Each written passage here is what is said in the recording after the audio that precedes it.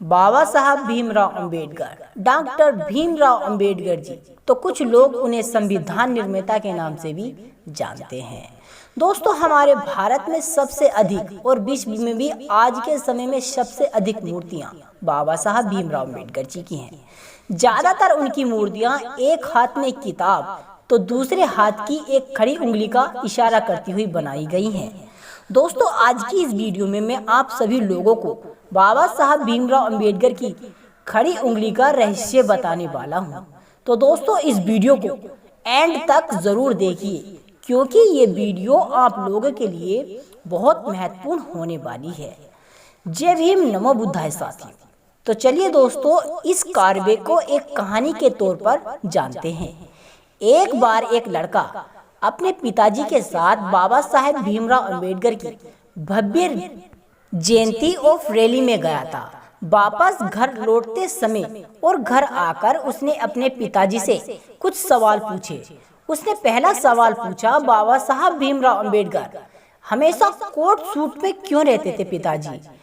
तब उस लड़के के पिताजी ने जवाब दिया, बेटा, बचपन में बाबा साहब भीमराव अंबेडकर ने बहुत सी ऐसी कड़वी यातनाएं झेली थी। तब उन्हें पाठशाला में भी जब किसी स्वैर जाति व चपरासी के ऊपर निर्भर रहना था, क्योंकि बेटा कोई अछूत उस समय अपने हाथ से पानी नहीं ले सकता था। जब डॉक्टर भीमराव अंबेडकर देश और विदेशों में भी पढ़कर आए तब भी उनके सामने वही स्थिति थी। तब जाकर उन्होंने भारत में समाज सुधारक का कार्य किया। उन्हें लगता था यदि मेरा समाज भी अच्छे कपड़े पहनेगा और मैं सूट और पैंट में रहूंगा तो मुझसे प्रेरणा लेकर और मुझे आदर्श मानकर खुद भी सूट ऊंट पहनेगा तो उनके साथ ये नीची ऊंची का भेदभाव नहीं किया जाएगा। फिर लड़का कहता है, अच्छा पिताजी, तो आज से मैं भी सूट बूट में रहूंगा। लड़का आगे पूछता है, पिताजी, बाबा साहब की जेब में हमेशा से पेन क्यों रहता है? तब उसके पिताजी ने जवाब दिया, बहुत अच्छा बेटा, बहुत ही अच्छा प्रश्न पूछा है। जेब में कलम होने का मतलब है शिक्षित होना ही सबसे जरूरी काम है। अरे बेटा, वह सिर्फ कलम ही नहीं, लोगों को पीड़ित शोषित आजादी दिलाने के लिए एक बाबा साहब भीमराव अंबेडकर की तलवार है। उसी कलम से बाबा साहब भीमराव अंबेडकर ने आगे चलकर बाबा साहब ने देश का संविधान लिखा। तब लड़का कहता है, ठीक है पिताजी, आज से मैं खूब पढ़ाई करूंगा और अपनी जेब में पेन रखूंगा।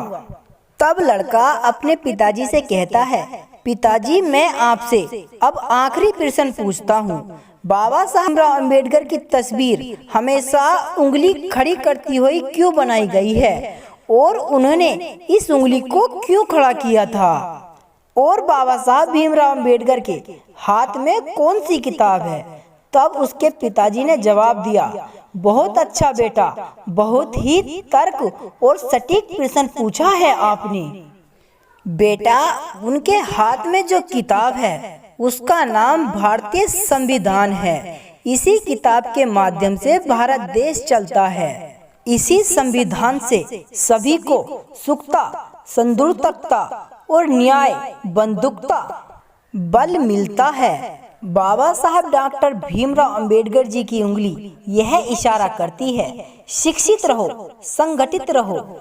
अपने हक के लिए यदि आंदोलन भी करना पड़े तो उसके लिए भी पीछे मत हटो, तुम जमकर आंदोलन करो। बाबा साहब डॉक्टर भीमराव अंबेडकर की खड़ी उंगली यह इशारा करती है, तुम इस देश के शासक हो, जाओ पहले संविधान पढ़ो और अपने आप को पहचानो और संविधान में लिखे अपने कर्तव्यों को पहचानो, अधिकारों को जानो और फिर अपने में से एक योग्य व्यक्ति को संसद भेजो जो आपके हक और अधिकारों को उठा सके। अगर इस संविधान को सही मायने में अमल में लाना है तो योग्य लोग संसद में आने चाहिए।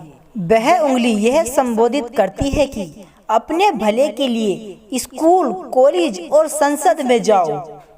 तब लड़का अपने पिताजी से कहता है, धन्यवाद पिताजी, मैं भी आज से खूब पढ़ाई करूंगा और बाबा साहब भीमराव अंबेडकर जी के विचारों पर चलूंगा और इस देश का शासन करता चमार बनकर बहुत आगे जाऊंगा। और वैसे तो बाबा साहब भीमराव अंबेडकर जी कहते हैं, मेरी जय जयकार करने से अपेक्षा मेरे बताए गए मार्ग से करें। तो दोस्तों, आपको ये बनाई गई वीडियो कैसी लगी मुझे कमेंट कर जरूर बताएं और कमेंट में जय भीम लिखना ना भूलें।